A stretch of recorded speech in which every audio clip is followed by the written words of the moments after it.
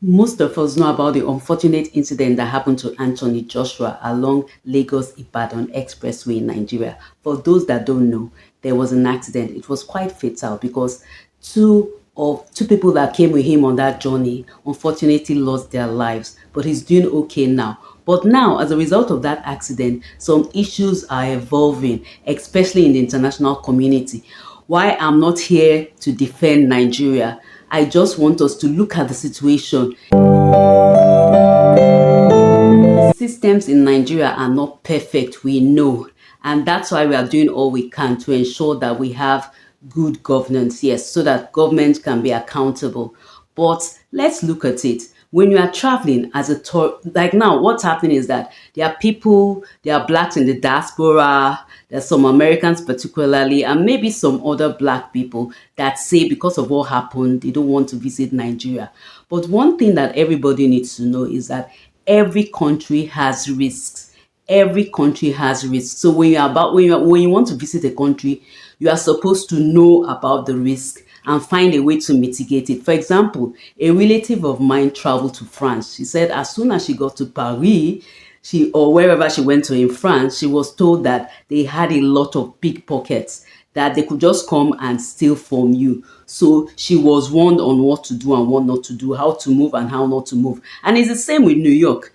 If for people that have visited New York, if you are there every like 5-10 minutes, you are hearing a siren, or sometimes you even hear gunshots because those areas are dangerous. Even some other places in America. So there's no country that everything is perfect. There are always issues. Nigeria, we know we have structural issues, and it's something we need to deal with as Nigerians in Nigeria.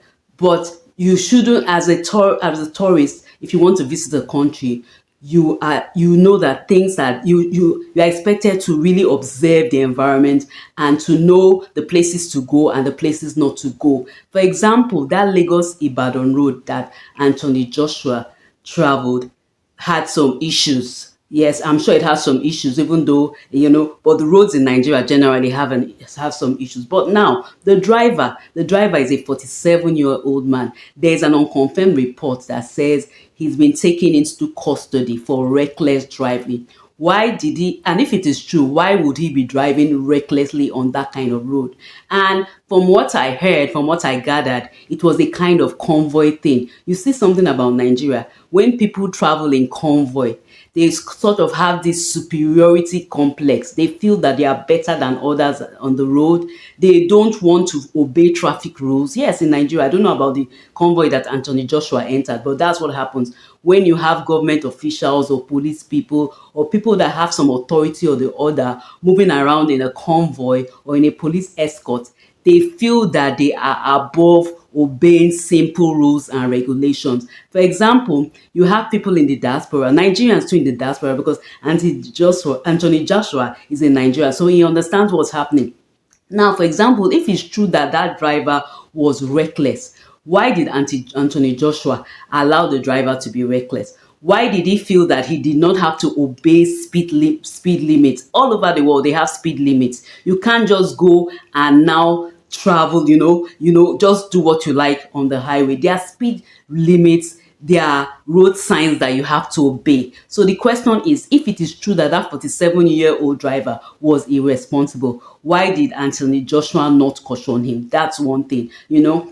Sometimes some of these people that come from the diaspora, I don't think it's Anthony Joshua. There was another issue of a particular black guy, a Nigerian in another country. I think a musician this time that did something in the club. I think his bodyguard went there to harass somebody or to do something. And the person felt like because the person was a celebrity, he could do things, he could get away with it. That is what happens when you have people in the diaspora coming to Nigeria. You know you are coming from a country where you have rules and regulations. But when you come to Nigeria, maybe because you feel that, oh, you have money, you can get away with certain things, you disobey the rules and regulations. And what you will not do in your country, whatever you do in the country you are coming from, please try to do it here, because we are all in this together to make Nigeria a better place. You can't say, oh, because I live abroad, when I come to Nigeria, I would ignore the rules and regulations. No. Now, for those people that Black Americans are saying that they don't want to visit Nigeria, well, if you don't want to visit Nigeria, it's up to you.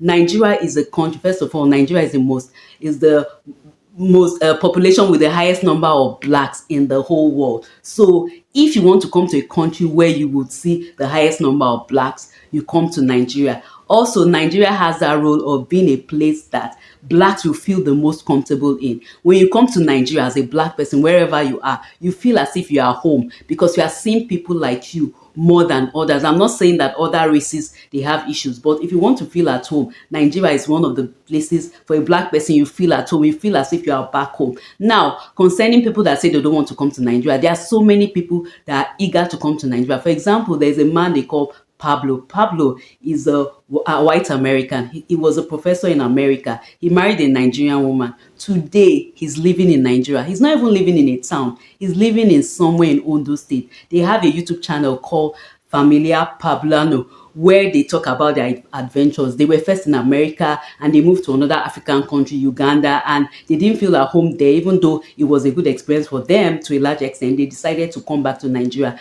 And Pablo is so grateful. And Pablo is smart enough to know that Nigeria is not the same as America. He knows that things are different and he's being very honest about it. You can't come and be living in a bubble. Anywhere you go, you know they have cultures, you know they have peculiarities. You adjust, and Pablo is adjusting very well, and he's doing very well. For example, he said something. He said in Nigeria, you don't depend on structures, you depend on people. So people relationship is very important. When you know you are coming to a place, for example, that the structures are not in place, you make sure that you have a good relationship with people because at those kind of times they will help you. So Pablo already knows the disadvantages of Nigeria, but he decided to live here because there are many advantages. For example, he said that there where he was in America, it was just a rat race. All they were doing, him and his wife, they were just working. They didn't have time to spend with their children.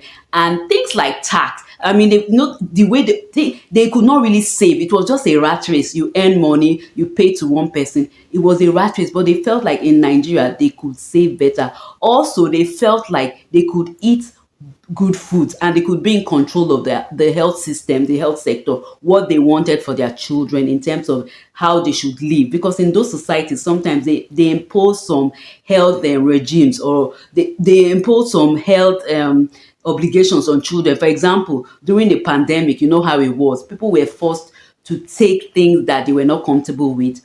They were kind of, their rights were stripped away from them. They could not really decide what they wanted to do with their bodies, what they wanted to be put into their bodies. So as much as we see that the Nigerian society has a lot of challenges, it also has a lot of advantages. So when you are coming to Nigeria, don't have that mindset that, oh, it's going to be the same as America or Germany or Italy or whichever country you are coming from, even though you're in Nigeria. One thing about in Nigeria, if you're in Nigeria and you've lived abroad for a while, things will be different for you. So when you come back, just try to put yourself into the right mood. Otherwise, you will just keep on complaining. There are some people here, all they do is complain. Even Nigerians, all they do is complain. But there are some people here that are thriving. I know somebody that started a business when she graduated from university. Today, in a legit way, she's doing so well, earning so well.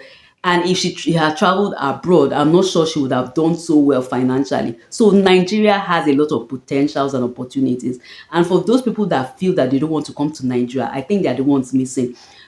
What we want in Nigeria is for people, Nigerians in the diaspora and blacks, to come and find ways to add value to the society. If there are things that you are not comfortable about, you can integrate yourself into the society and gradually, respectfully introduce those concepts. The truth is that people want things to work out. So when they see that you are doing well, they will copy you. But it's not a thing of disdaining us or feeling that, oh, things are not good enough.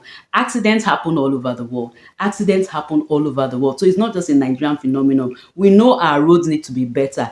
and we know things need to be done rightly. But Nigerians in the diaspora and blacks in the diaspora, if you want to visit Nigeria, please try to obey the rules and regulations. Don't feel that you are above the law, or because you know somebody in government, or because you are connected, you feel you can come here and act any way you want to act. I'm not saying that's what Anthony Joshua did, but I'm just using that story as a pointer for all of us. We all have to be law abiding. Nigerians in Nigeria, and Nigerians in the diaspora, and any tourist or visitor that comes here. We are a loving people and we welcome you. So we are looking forward to you coming to see us in Nigeria. Now, in the comments, what do you feel? Just talk about it. Some people are saying that they don't want to come to Nigeria because of what happened to Anthony Joshua.